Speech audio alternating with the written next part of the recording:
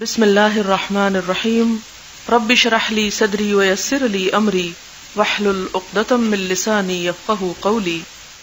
باب غسل الحائض رأس زوجها وترجیلہ،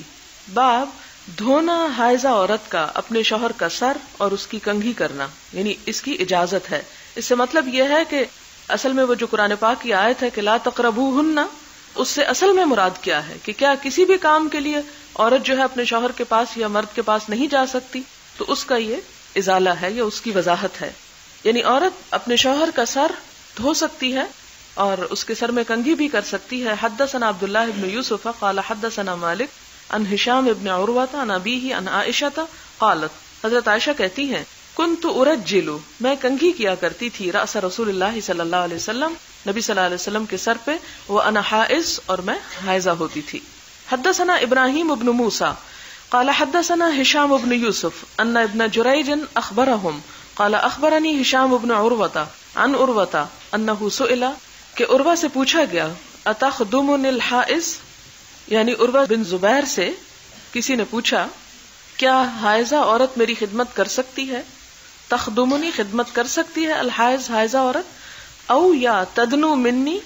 قریب آ سکتی ہے میرے، المرأۃ، کوئی عورت، وہی جنوبن،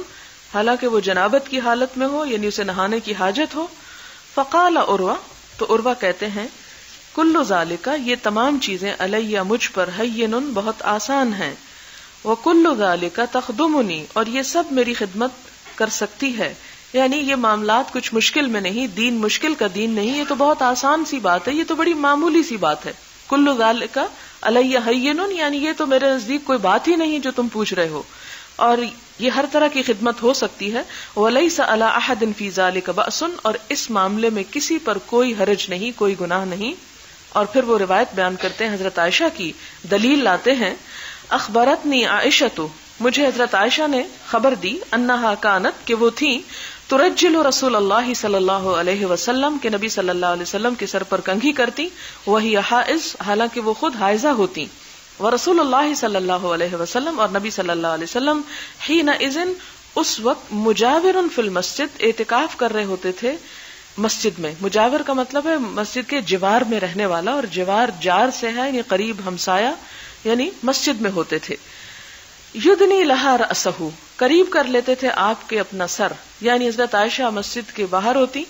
اور چونکہ مسجد اس زمانے میں بہت بڑی تو نہیں تھی، ایک کمرے جتنی تھی، اور ساتھ ساتھ ازواج مطہرات کے کمرے تھے،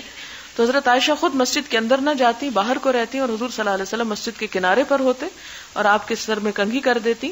وَهِيَ فِي حُجْرَتِهَا، اور وہ اپنے حجرے میں رہتی، فَتُرَجِّلُهُ وَهِيَ حَائِض،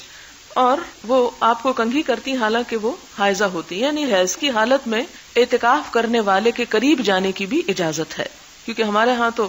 ہر چھوٹی بڑی بات پر یہ ہے کہ قرآن کی مجلس میں حیض والی عورت نہ بیٹھے، مردے کو نہ نہلائے، مردے کے پاس نہ جائے، اسی طرح یہ ہے کہ اعتکاف کرنے والے کے پاس نہ جائے، مسجد کے قریب سے بھی نہ گزرے، تو یہ ان سب باتوں کی یہاں پر تردید ہو رہی ہے۔